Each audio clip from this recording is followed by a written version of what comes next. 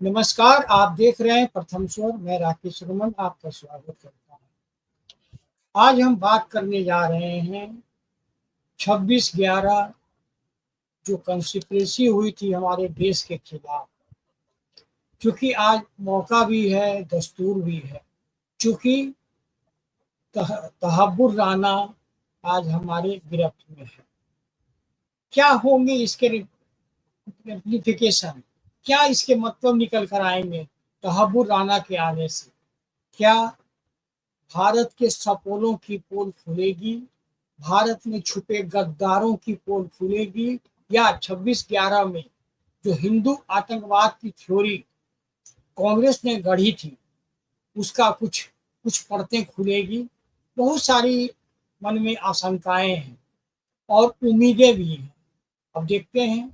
और इन सब पर चर्चा करने के लिए हमारे साथ जुड़ चुके हैं हमारे विश्लेषक प्रशांत कुमार सिंह। प्रशांत जी, आपका स्वागत है। तो धन्यवाद, सभी लोगों को नमस्कार। सर, जैसा मैंने अपने इंट्रो में बताया, तहब्बुर राना हमारे एनएआई के पास है। उसके लिए तमाम सुरक्षा इंतजाम किए जा रहे हैं।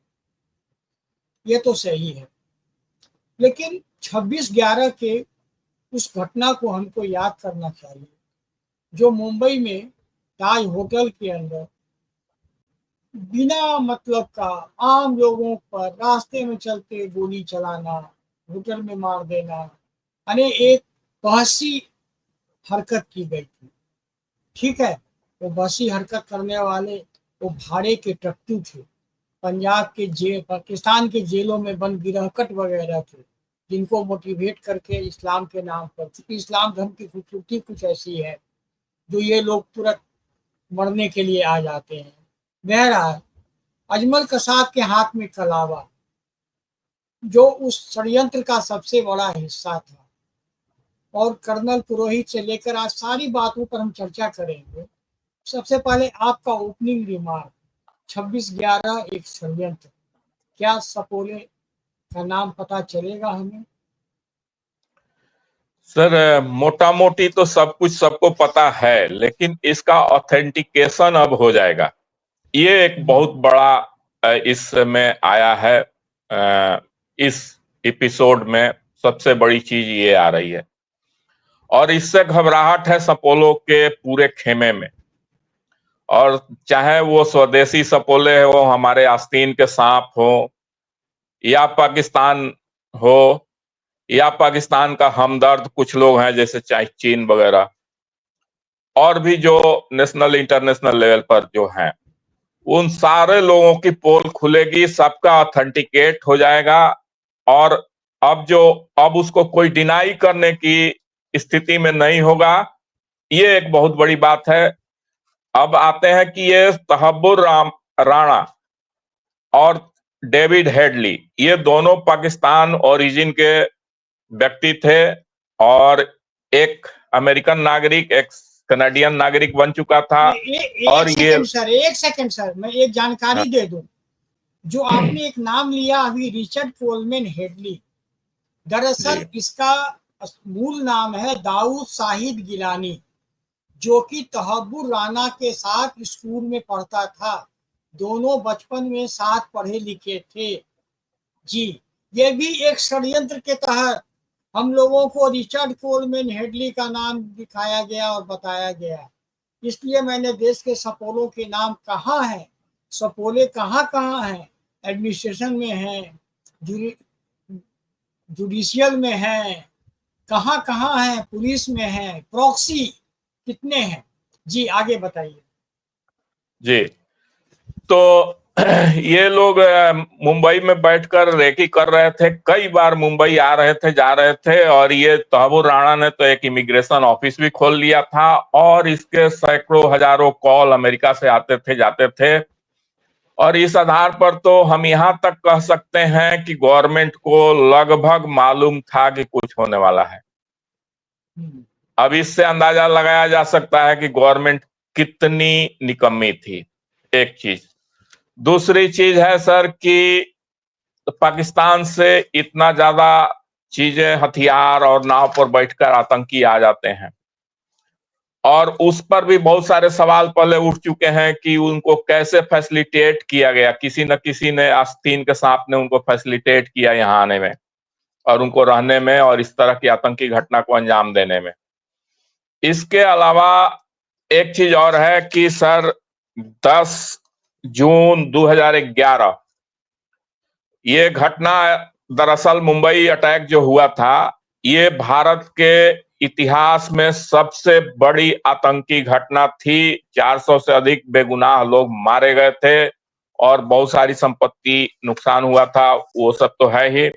लेकिन 2008 की 26/11 की घटना है, लेकिन 10 जून 2011 को नरेंद्र मोदी जी जब गुजरात के चीफ मिनिस्टर थे, तब उन्होंने एक बहुत कड़ा स्टेटमेंट दिया था जो अभी भी यूट्यूब पर पूरा वायरल हो रहा है। उन्होंने बहुत कड़ा स्टेटमेंट दिया था कि जो अमेरिका में 9/11 हुआ था, क्या उसका कोई कल्प्रिट भारत में रहता और भारत सरकार कहती कि हम अपने कोर्ट में उसको ट्रायल करके हम उसको सजा दे देंगे या जो भी करना होगा करेंगे, तो क्या अमेरिका बर्दाश्त करता? ये भारत सरकार की जिम्मेदारी है कि भारत सरकार अमेरिका को बताए कि भाई हम भी इस पर कड़ा रुख लेना चाहते हैं, कम से कम इतना तो हम कर सकते हैं। लेकिन भारत सरकार के कानों पर जूं नहीं रहेगी उस टाइम की भारत सरकार पर। इसके बाद एयरफोर्स के चीफ ने उस टाइम प्रपोजल दिया था कि हम पाकिस्तान में स्ट्राइक करने के लिए तैयार हैं, इतनी बड़ी घटना को हम टॉलरेट कर जाएंगे तो पाकिस्तान का मनोबल बढ़ेगा, पाकिस्तानी आतंकवादियों का मनोबल बढ़ेगा और उनके सरगनाओं का मनोबल बढ़ेगा और इस तरह की घटनाएं वो आगे भी इससे भी बड़ी बड़ी घटनाएं कर सकते हैं। तो लेकिन उस पर भी मौन साध ली उस समय की सरकार ने। अब इसके बाद आते हैं कि डॉक्टर मनमोहन सिंह जो प्रधानमंत्री थे, एक बार पाकिस्तानी प्रधानमंत्री के साथ बातचीत में उन्होंने एक तो स्वीकार किया ही था कि बलूचिस्तान में भारतीय जो करा रहे हैं वो ठीक नहीं है। तो एक तरह से उन्होंने कबूल कर लिया था कि भारत कुछ करा रहा है खुराफात वहां बलूचिस्तान में, जो कि बहुत बड़ा ब्लंडर था। लेकिन इसके अलावा एक और बात उन्होंने स्वीकार किया था कि आतंकी घटनाओं के चलते दोनों देशों के बीच में शांति वार्ता स्थगित नहीं होगी। ये बहुत बड़ा ब्लंडर था सर। आज देखिए मोदी जी कहते हैं, सीधा सीधी कहते हैं कि talks and terrorism can not go together. ये बहुत बड़ी बात है और इसके चलते पाकिस्तान की जो स्थिति है कि उसके हाथ में भीख का कटोरा आ गया, पाकिस्तान की स्थिति दिनों दिन खराब होती जा रही है। ये बहुत बड़ा डिसीजन, बहुत बड़ा हिम्मत और मतलब क्या कहें उसको, ये चीज होता है स्टेट्समैन का। तो एक चीज ये है। इसके बाद अब आते हैं, एक अजीज बर्नी था पत्रकार उर्दू का, वो जी जी, प्रधान मैं उसी संपादक। पर सर, मैं अभी उसी पर आने जा रहा हूँ। 26/11 जी होता है और उसके एक सप्ताह के अंदर वो पुस्तक लिख देता है और हिंदू आतंकवाद में आरएसएस को जोड़ देता है। क्या कोई व्यक्ति एक सप्ताह में कोई पुस्तक लिख सकता है? इसका मतलब उन लोगों की तैयारी बहुत पहले से थी।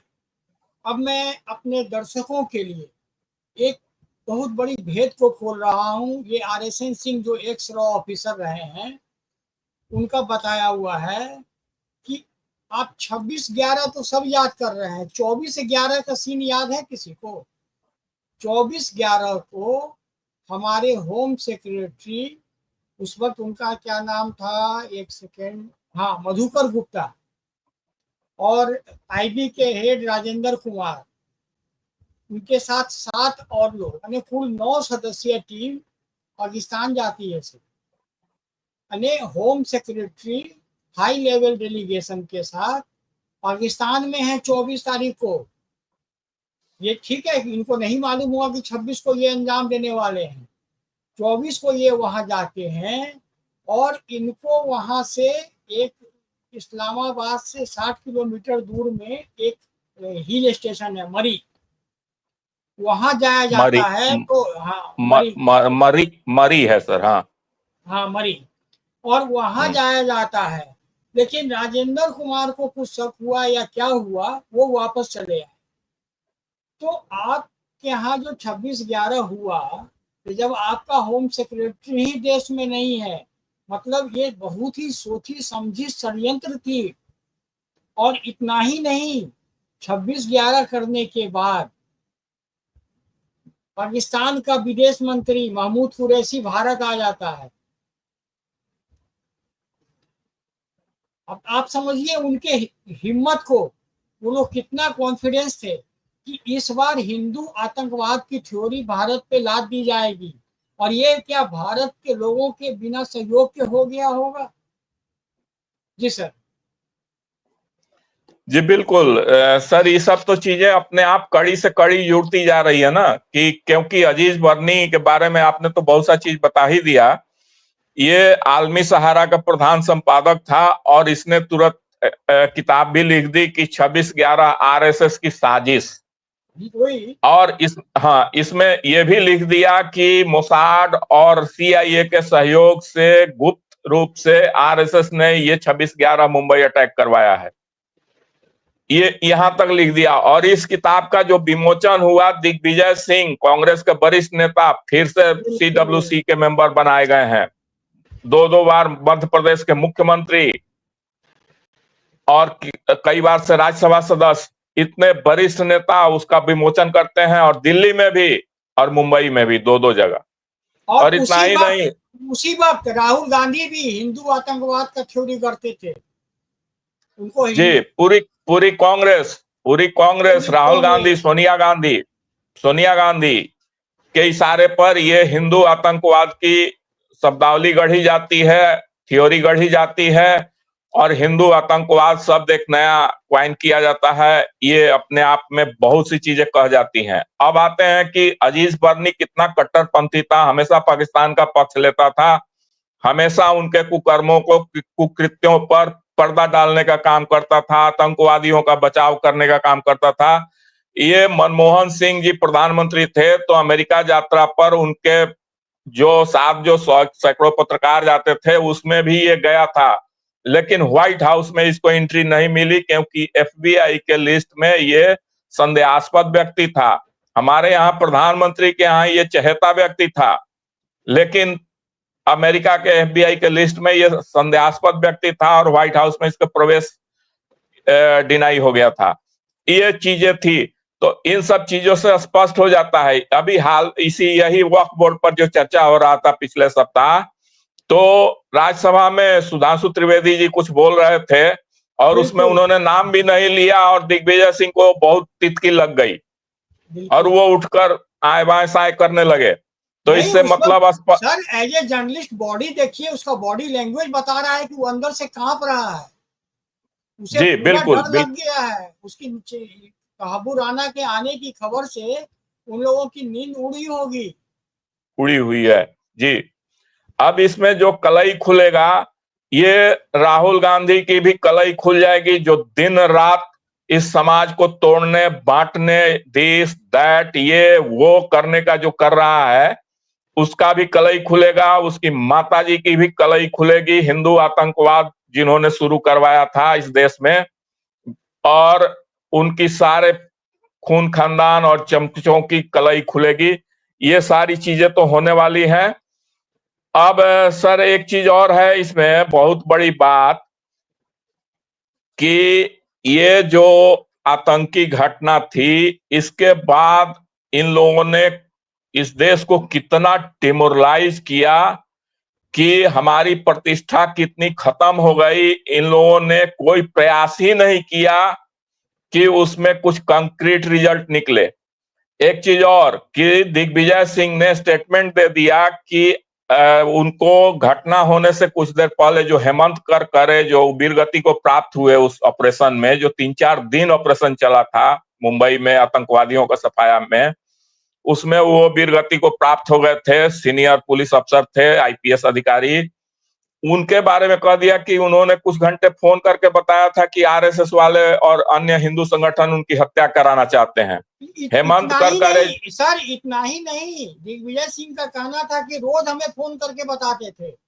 उस वक्त दिग्विजय जी सिंह मंत्री था, आईबी का हेड जी था, क्या था, उसको क्यों क्या था? बताता था Hemant Karkare? He was a हाँ पार्ट ऑफ द क्या कंस्पिरेसी का वो पार्टनर था। जी, ये सब चीज दिग्विजय सिंह, मैं मुझे तो नहीं लगता है कि दिग्विजय सिंह सारा कुछ ये अपने बिहाफ पर कर रहे होंगे। पक्का इनकी राजमाता की आदेश होगा कि दिग्विजय इस तरह की चीजें करो, इस तरह के बिल्कुल हिंदू शब्द को बदनाम करो, सनातन संस्कृति को बदनाम करो, भारत की इज्जत प्रतिष्ठा को बदनाम करो। ये वहां से इशारा मिल रहा होगा 10 जनपद से, तभी ये कर रहा था। इसके अलावा सर, हेमंत करकरे जी की पत्नी का बयान मुझे अक्षरशः याद है कि उन्होंने आपत्ति जताई थी कि उनके पति जो वीरगति को प्राप्त हो गए हैं, उनको इस तरह से नहीं घसीटा जाए। ये इतनी तीखी टिप्पणी उन्होंने की थी। लेकिन ये निर्लज लोग कितना झूठ गढ़ सकते हैं, कितना झूठ बोल सकते हैं और कितना अफवाह फैला सकते हैं, अब ये देश की जनता को समझने की जरूरत है। और तहाबुर रामायण के बारे में जो अब चलेगा, ट्रायल चलेगा, पूछताछ चलेगी, जो अंदर से बातें निकलकर बाहर आएंगी, उसमें सारे लोगों की, आपने सही लिखा है कि सपोलों की पोल खुलेगी और इसीलिए लगता है कि सारे बिलबिलाए हुए हैं। अब एक सर और पॉइंट मैं बताना चाहता हूं। आज तक देखिए, मोदी जी ने जो 2011 में 10 जून को जो स्टेटमेंट दिया था, वो जब मोदी जी खुद प्रधानमंत्री बने तो क्यों नहीं इस तहब्बुर राणा को वापस ले आए सर। उन्होंने ला कर दिखा दिया सर। और आज से पहले वो इस तरह के प्रयास नहीं किए थे। क्यों नहीं किए थे? कि जो वहां डीप स्टेट थे, इतने शक्तिशाली थे कि वो काम बनाने के बजाय बिगाड़ देते। लेकिन जब उनका मित्र डोनाल्ड ट्रंप आया तो उसको उन्होंने सीधा बोला कि उसको हैंड ओवर करो, और उसने हैंड ओवर किया। जो अभी पिछले हाल फिलहाल में मोदी जी की अमेरिकी यात्रा हुई थी, दोनों नेता, अमेरिका के डोनाल्ड ट्रंप और हमारे प्रधानमंत्री नरेंद्र मोदी जी, जब प्रेस कॉन्फ्रेंस में अगल बगल में खड़े हुए थे तो उसमें अनाउंस किया डोनाल्ड ट्रंप ने कि हम तहाबुर राणा को हैंड ओवर करने का ऑर्डर जारी कर चुके हैं। और देखिए, हमको लगता है कि 2 महीना भी नहीं हुए होंगे और रिजल्ट सामने है। बिल्कुल 2 तो महीना भी इसलिए, 2 महीने का वक्त इसलिए लगा कि तहब्बुर राणा के पीछे आईएसआई खड़ी है, क्योंकि वो पाकिस्तान आर्मी में था। पाकिस्तान आर्मी में रहते हुए वो उसने सारे कुकर्म किए। उसके बाद वो ऑर्गेनाइजेशन जब जो इन लोग का होता है, आतंकवादी संगठन को मदद करने लगा। कनाडा अपना बेस बनाया और कनाडा अमेरिका से बैठ के वो ऑपरेशन आईएसआई के लिए करता था। और तहब्बुर राणा भारत नहीं जाए, इसके लिए टॉप थ्री थ्री टियर के वहाँ वकील जो सबसे महंगे होते हैं, जैसे हमारे यहाँ कपिल सिब्बल और सिंघवी है जो जज को सेट कर लेते हैं, उस तरह के वकीलों ने वहां पर अब तक इनको 2 महीने तक रोक लगाया हुआ था, कोई कोई बहाने से। लेकिन अल्टीमेटली तहब्बुर राणा आज भारत के पास है। जी तो अब तो सर सब चीज हो चुका है। अब बस हम लोगों को इंतजार करना है कि अब कितनी बातें निकल कर आती हैं। लेकिन अजमल का साहब के हाथ में जो कलावा बंधा खड़ा हुआ हुआ था, वो भी अपने आप में एक बहुत बड़ा चीज है कि उसको आखिर ऐसा करने के लिए कौन कहा। ये जरूर इधर की और उधर की दोनों जगह की मिली भगत थी, तभी ऐसा किया बिल्कुल। गया। और किसी को उम्मीद नहीं थी कि वो जिंदा पकड़ लिया जाएगा। लेकिन धन्य हो जी तुकाराम पोम्बले हाँ जी, जो हाँ वीरगति को प्राप्त तो हो गए, लेकिन उसको उन्होंने जिंदा पकड़ के और एजेंसियों के हवाले कर दिया। और उसके माध्यम से सारा चीज खुलासा हो गया। और जैसे ही उसका नाम बाहर आया, वैसे ही पाकिस्तान में एक पत्रकार उसके घर पे, उसके गांव में पहुंच गया और वहां से कंफर्म हो गया कि ये पाकिस्तान के किस गांव, किस शहर, किस जिले का और किस प्रांत का बिल्कुल रहने वाला है। और फिर लोगों के पास कोई उपाय ही नहीं बचा, कोई चॉइस नहीं बचा, कोई ऑप्शन नहीं बचा कि अब इसको डिनायल मोड में डाला जाए। जी बिल्कुल। अब ये तो एकदम स्पष्ट हो गया। सर देखा जाए वो कितना कॉन्फिडेंस और बिना मिली भगत के कैसे होगा।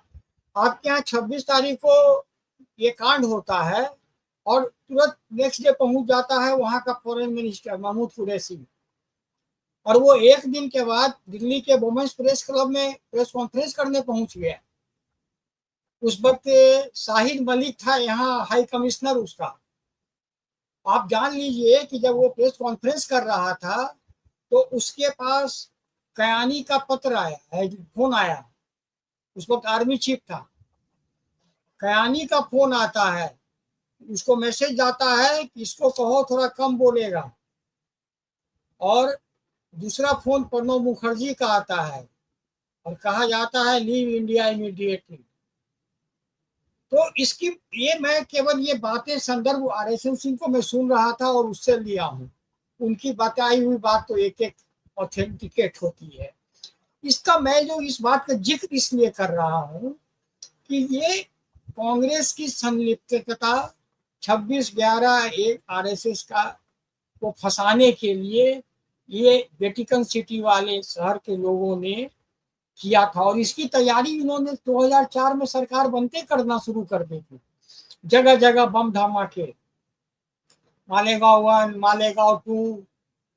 लेकिन कहते हैं ना, अपराध कितना भी कीजिए छिपता नहीं है। बेचारे कर्नल पुरोहित को पंचमढ़ी से उठाया गया गलत बोलकर और खंडाला में लाकर उसको इतना मारा गया कि वो चलने लायक नहीं रहा। और जानते हैं वहां पर उसको थोड़ी देर के बाद कहा गया कि अब तुम चले जाओ। तो ये कहा कि हम चले कहाँ जाएं, हमको आप गाड़ी दो। तो कहा गाड़ी वाड़ी नहीं है, ऐसे चले जाओ रोड पर से किसी को कुछ पकड़ लेना। तो ये कहे कि भाई अब तुम्हारा घर उधर ही है, हमको जाते हुए छोड़ देना। तो कहा नहीं नहीं तुम चले जाओ। तो ये जाके उस रूम में अपना सामान पैक कर रहे थे, बैगों। तो एक कांस्टेबल आता है रूम के अंदर, रूम बंद करता है और इनसे कहता है सर हम आपका लेक्चर बहुत अटेंड किए थे, आप मेरे गुरुदेव हैं, आप यहाँ से बाहर मत निकलिए। मुझे ये रिवॉल्वर दी गई है, ये आपको गोली मारकर आपके ऊपर फेंक दूं। ये षड्यंत्र नहीं है तो और क्या है। असीमानंद, प्रज्ञा सिंह ठाकुर, ये सब ज्वलंत उदाहरण है कांग्रेस के कुकर्म के। इस षड्यंत्र को देश को समझना होगा कि कांग्रेस कितनी खतरनाक पार्टी है, कितनी खतरनाक लोग हैं ये। और खास के जब से ये सोनिया गांधी के नियंत्रण में कांग्रेस आई है, ये कांग्रेस देश के लिए है ही नहीं, ये मेरा मानना है। आपको क्या लगता है? और ये तमीज देखिए देश में कैसे कैसे सपोले हैं सर। महमूद कुरैशी यहाँ आता है तो उसका इंटरव्यू कौन कर रही थी? हिंदू वाली सुहासिनी हैदर। अब आपसे इसको कंक्लूड कीजिए सर। बस एक ही लाइन में कहना चाहूंगा सर कि देश की जनता को और सभी कंसर्न लोगों को एक सवाल जरूर पूछना चाहिए कि भाई कांग्रेस पार्टी आपका लश्कर तोयबा के साथ क्या संबंध है, क्या रिलेशनशिप है, ये थोड़ा सा बताने की कृपा करें। जी, ये बात तो सही है।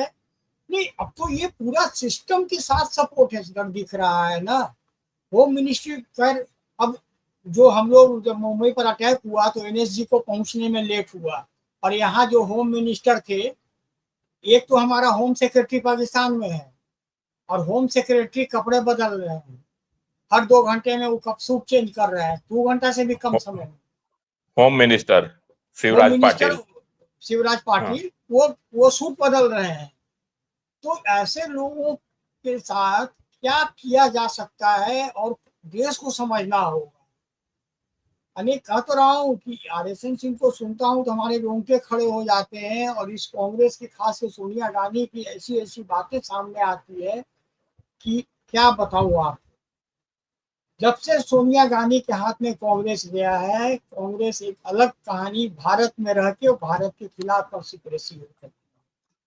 और ये अब तहब्बुर राना कितना बोलेगा। हमको तहब्बुर राना को ऐसे ही अमेरिका इतना सजा दे चुका है कि जब तक जिएगा वो जेल में ही रहेगा। हमको तहब्बुर राना को जेल में रखने से हमें कुछ नहीं मिल रहा। केवल हमको तहब्बुर राना से वो सारे लिंक चाहिए, वो सारे खुलासे चाहिए। और उम्मीद करते हैं कि कुछ न कुछ तो होंगे। हालांकि जिस तरह से कांग्रेस राजनीति करती आई है, और भाजपा को भी यहाँ पर मैं लताड़ूंगा। जब उस बुक लॉन्च में कृपा शंकर सिंह भी था दिग्विजय सिंह के साथ, उस कृपा शंकर सिंह को बीजेपी में क्यों शामिल कराई भाजपा ने? और तो और जौनपुर से उसको टिकट भी दे दिया था। इन चीजों से बिल्कुल आपको बचना होगा, अन्यथा आप भी वही गिने जाओगे। और लोगों की भरोसे पर ना, क्योंकि आप देशभक्त हो ये दुनिया मानती है और देश मानता है, और यही कारण है कि आपके इतने राज्यों में सरकार है और इस पर सख्त से सख्त कार्रवाई हो। और डरने की बात नहीं है, सोनिया हो चाहे राहुल हो, कभी कभी तो लगता है कि ये सरकार ही बचाती है उनको, ऐसा भी नहीं होना चाहिए। कंक्लूड कीजिए सर, लास्ट कमेंट। जी, बिल्कुल इस पर तो जरूर कड़ा एक्शन होना चाहिए। और बहुत सी चीजें हैं, आपने सही कहा कि सोनिया और राहुल को और इस खानदान को कुछ हद तक जरूर बचाने की कोशिश सरकारी तरफ से ही की जा रही है। अन्यथा अभी तक इन लोगों को जो जो इन लोगों के कार्यकलाप देखने को मिले हैं वो कहीं से देश हित में नहीं है। जी और यही कारण है कि वो समाज को पहले कोशिश किया कुछ, अब तो कोशिश कर रहा है कि जाति में बांटो। हमें हमेशा देश को divide and divide, divide and divide में लगा है। इनके पास कोई मोटो नहीं है, इनके पास कोई विजन नहीं है सिवाय देश को टुकड़ों में बांटने के। और देश की पुरानी पार्टी का नाम की है, लेकिन सोनिया कांग्रेस वो कांग्रेस पार्टी नहीं है। सोनिया कांग्रेस एक विदेशी शक्ति के अनुरूप अपना काम करती है। जैसे राहुल गांधी बार बार विदेश जाते हैं ट्यूशन लेने, ट्यूशन लेके आते हैं और भारत में अराजकता फैलाते हैं, चाहे उसका नाम न्याय यात्रा रखें चाहे कुछ भी रखें। अल्टीमेटली आज तहबूब राना के भारत में पहला दिन है, वो आया है। और ये एक और चेतावनी है देश के सामने, उसकी सिक्योरिटी की पूरी इंतजाम किया जाए, क्या है कि ये लॉबी उनकी हत्या करने की भी कोशिश कर सकता है। इन्हीं बातों के साथ आज के लिए इतना ही। कल फिर आपसे जुड़ेंगे किसी अन्य मुद्दे पर। वीडियो आपको अच्छा लगा हो तो लाइक कीजिए, शेयर कीजिए, सब्सक्राइब कीजिए, लेकिन कमेंट निश्चित रूप से कीजिए। आप हमारे साथ जुड़े, बहुत बहुत आभार।